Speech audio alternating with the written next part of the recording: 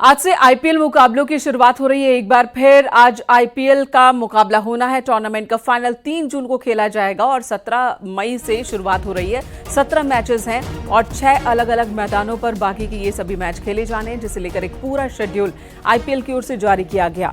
भारत और पाकिस्तान के बीच तनातनी वाली स्थिति में आईपीएल मैचेस को रद्द कर दिया गया था, स्थगित कर दिया गया था उस दौरान, और आज से मैचेस की शुरुआत हो रही है। रॉयल चैलेंजर्स बेंगलुरु और केकेआर यानी कि कोलकाता नाइट राइडर्स के बीच आज मुकाबला है। 3 जून को फाइनल खेला जाएगा। इससे पहले 6 अलग अलग मैदानों पर बाकी के बचे मैचेस खेले जाने हैं। आखिरी मुकाबला जो स्थगित हुआ था वो धर्मशाला में खेला जा रहा था और उस वक्त भारत और पाकिस्तान में तनातनी की स्थिति थी। पहलगाम आतंकी हमले के बाद भारत ने ऑपरेशन सिंदूर चलाया था और उसी वक्त तनातनी के मद्देनजर खिलाड़ियों की सुरक्षा को देखते हुए आईपीएल के मैचेस स्थगित कर दिए गए थे। अब आईपीएल के मैचेस दोबारा आज से शुरू हो रहे हैं।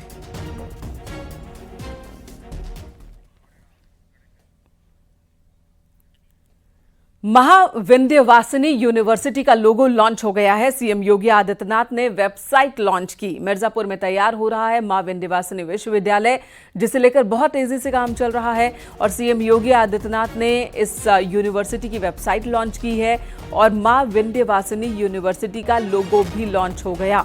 तस्वीरों में ये हम आपको दिखा रहे हैं, ये लोगो है जहां पर मां का चेहरा आप देख रहे हैं सबसे बीच में, सेंटर में, और मां विंध्यवासिनी यूनिवर्सिटी का ये लोगो बहुत ही ज्यादा आकर्षक कह सकते हैं इस लोगो को। तो धाम की खूबसूरती और नाम की खूबसूरती लोगो में भी साफ साफ दिख रही है। यूनिवर्सिटी का नाम मां विंध्यवासिनी यूनिवर्सिटी है। लोगो में इस बात का पूरी तरह से ख्याल रखा गया है। तो मां का चेहरा और मां विंध्यवासिनी विश्वविद्यालय गोरखपुर, जो कि हिंदी में लिखा हुआ है।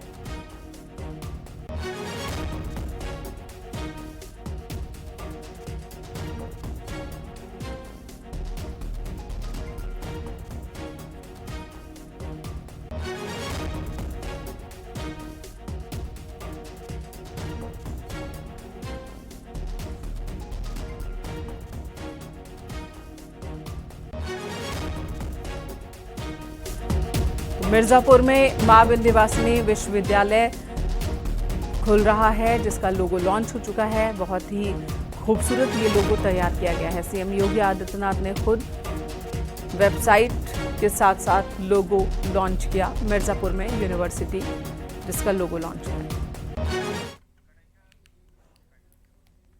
इधर गोरखपुर शहर को अब एक और पर्यटन स्थल मिलने जा रहा है। रामगढ़ ताल की तर्ज पर इस पार्क को सजाया और संवारा जा रहा है। यहां बोटिंग भी होगी और खाने पीने के स्टॉल्स के अलावा खरीदारी के लिए दुकानें भी होंगी। इसी पर दिखाते हैं आपको ये रिपोर्ट।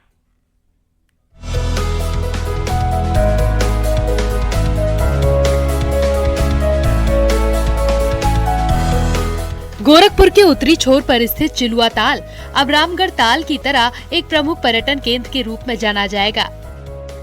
यहाँ पर एक लेक व्यू पॉइंट बनाया गया है। बैठने के लिए एक आकर्षण केंद्र, पैदल पथ, बोटिंग सुविधा, फूड कोर्ट और खरीदारी के लिए दुकानें भी हैं। इस नए पर्यटन स्थल पर जल्द परिवार के साथ घूमने और लजीज व्यंजनों का आनंद लेने का एक नया विकल्प मिलेगा। गोरखपुर में नए पर्यटन स्थलों के विकास में ये स्थान 4 चांद लगाने जा रहा है। रामगढ़ ताल की तर्ज पे गोरखपुर में चिलुआ ताल को भी एक बड़े पर्यटन केंद्र के रूप में उभारा जा रहा है और जल्द ही इसकी सौगात मुख्यमंत्री योगी आदित्यनाथ गोरखपुर वासियों को दे सकते हैं। चिलुआ ताल के किनारे 570 मीटर का एक ट्रैक बनाया गया है, जहां पे लोगों के रुकने के लिए कैनोपी बनाई जा रही है। 2 कैनोपी है, साथ ही एक इस तरीके की सीढ़ी का निर्माण किया गया है, जिससे जो लोग आए वो यहाँ पे उतरें और ताल का आनंद ले सकेंगे। आने वाले वक्त में जब यहाँ बोटिंग होगी तो इसी के सहारे वो बोटिंग का भी आनंद लेंगे। खाद कारखाने की तरह से एक लेक व्यू पॉइंट का निर्माण कार्य अंतिम चरण में है। अब बालापार टिकरिया 4 लेन के बाद ताल के दूसरे छोर को भी विकसित करना है, जिससे उस इलाके के लोग आसानी से इस खूबसूरत जगह तक पहुंच सके। एक जिला एक उत्पाद की वस्तुओं की बिक्री के लिए दुकानें बनाई गई हैं। 560 मीटर लंबा घाट, बेंच और शौचालय जैसी सुविधाओं का निर्माण हो चुका है।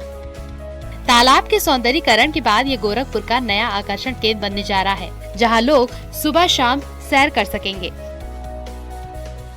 यहाँ पे पर्यटकों की संख्या बढ़ेगी क्योंकि ये गोरखपुर सोनौली राष्ट्रीय राजमार्ग के करीब है, महाराजगंज जिले से आने वाले रास्ते के करीब है और यहाँ पे एक बड़ी आबादी रहती है जो राप्ती नगर एरिया से लेके HURL, SSB, मानबेला के लोग जो निवास करते हैं वो यहाँ पे आसानी से आ सकेंगे। और साथ ही ताल के अगर हम दूसरी साइड की बात करें तो दूसरी साइड में गोरखपुर विकास प्राधिकरण नया गोरखपुर यहाँ पे बसा रहा है, जमीन अधिग्रहण की प्रक्रिया चल रही है और उसी के बगल में गुरु गोरक्षनाथ प्राइवेट यूनिवर्सिटी मौजूद है जिसमें 10,000 के करीब छात्र पढ़ते हैं। यानी कि आने वाले दिनों में ये जो केंद्र है ये बड़े पर्यटन स्थल के रूप। और लखनऊ से इस वक्त की बड़ी खबर, BSA ने 80 निजी स्कूलों को नोटिस जारी किया है। RTE के तहत चयनित बच्चों को नहीं दिया प्रवेश, इस वजह से नोटिस जारी किया गया है। इन 80 पब्लिक स्कूलों को, निजी स्कूल हैं ये, प्राइवेट स्कूल हैं, जिन्हें NOC जारी किया गया है। NOC निरस्त करने की तैयारी। 35 स्कूल प्रबंधक DM की बैठक में उपस्थित नहीं थे। सत्र 2025-26 में गरीब बच्चों को RTE के तहत प्रवेश न देने पर एक्शन लेने की तैयारी है। स्कूलों को 3 दिन के अंदर कारण देना है और नोटिस का जवाब देना है। जवाब न देने पर RTE एक्ट 2009 के उल्लंघन में कार्रवाई की बात कही जा रही है। NOC तक रद्द किया जा सकता है, यानी कि मान्यता वापस ली जा सकती है इन स्कूलों की।